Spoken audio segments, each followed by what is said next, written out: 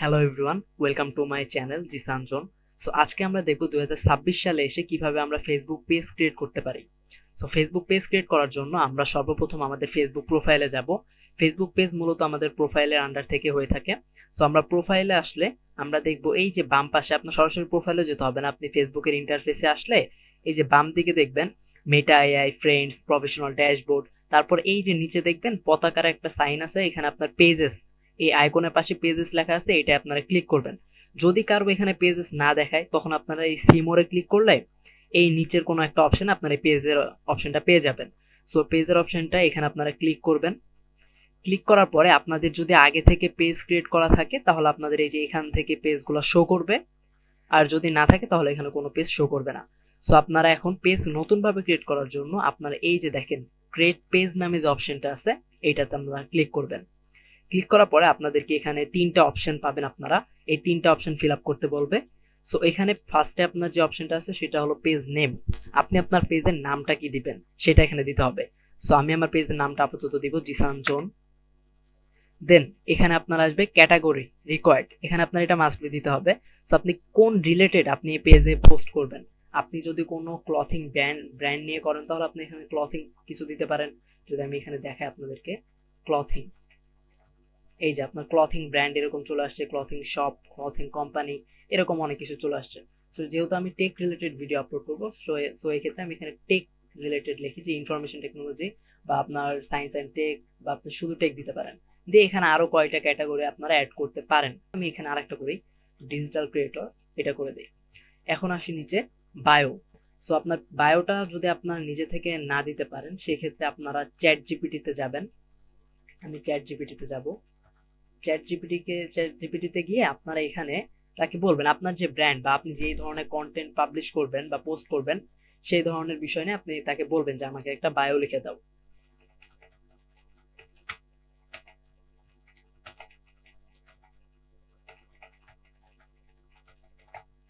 Normally বাংলিশে বললাম, দেখি কি দেয়।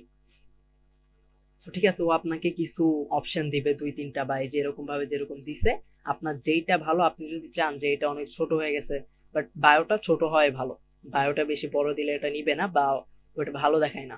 তো আপনার এই যে এখানে যেটা আপনার পছন্দ আপনি এটাই নেন। জাস্ট আমি এটাই কপি করলাম, কপি করে জাস্ট এখানে এসে পেস্ট করে দিব। পেস্ট করার পরে আপনার এই যে এখানে দেখেন ক্রিয়েট পেজ, এই ক্রিয়েট পেজে ক্লিক করবেন। ক্রিয়েট পেজে ক্লিক করার পর এখানে কি দেখাচ্ছে, নামটা নিচ্ছে না। আচ্ছা, আমার এই নামে অলরেডি পেজ ক্রিয়েট করা আছে যার কারণে এটা নিচ্ছে না। সো এখানে একটু ডিফারেন্ট কিছু দিতে হবে, আমি জিসান টেক দেই, এটা আশা করে নিয়ে নিবে।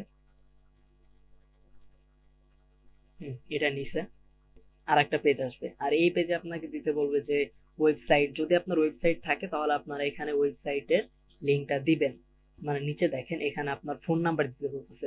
সো এই জায়গায় ক্লিক করে আপনাদের কান্ট্রি কোডটা সিলেক্ট করতে হবে। একটু নিচে আসলে দেখবেন বাংলাদেশের কান্ট্রি কোড +880, তারপর এখানে আপনারা 1 থেকে শুরু করে আপনার নাম্বারটা দিয়ে দিবেন। তো আমি এখন নর্মাল একটা দিয়ে দিই। ঠিক আছে, এখন আপনাকে দিতে বলতেছে ইমেল অ্যাড্রেস। সো আপনাদের ইমেল অ্যাড্রেসটা এখানে দিবেন। এখন আপনাদের এখানে লোকেশন বা অ্যাড্রেস দিতে বলতেছে। সো আপনার অ্যাড্রেস আপনাদেরটা দিয়ে দিবেন, যে কোনো একটা, আমি এখন যে কোনো একটা দিলাম। কিন্তু এখানে যদি আপনাদের পোস্ট কোড আপনারা যদি না জানেন তাহলে আপনারা এই যে গুগলে যাবেন, গুগলে গিয়ে আপনাদের যে এরিয়া ওইটা লিখে সার্চ দিবেন। মনে করেন আমি একটা র্যান্ডম এরিয়া দিচ্ছি, ঢাকা আশুলিয়া, আশুলিয়া সরি, এখানে আশুলিয়া পোস্ট কোড লিখতে হবে। তারপরে দেখবেন এই যে আপনার এখানে পোস্ট কোড ওরা দিয়ে দিবে, এটা হতে পারে বা এই যে 1349 এরকম ভাবে আপনার ওরা পোস্ট কোড দিয়ে দিবে। আপনার ওই পোস্ট কোডটা এখানে এসে ওটা লিখে দিবেন সঠিকটা। ঠিক আছে, এটা দেওয়ার পরে আপনার এখানে দিবে আওয়ার্স। তো এখানে আপনার পেজটা যদি অল টাইম ওপেন বা আপনার যদি কোনো লিমিটেড টাইম থাকে তাহলে আপনারা এখান থেকে ওইভাবে দিতে পারেন। তো আমি এখানে আপাতত অলওয়েজ ওপেনই দিলাম, সবসময় ওপেন থাকবে। তারপরে আমরা এখানে এই যে নেক্সটে ক্লিক করব।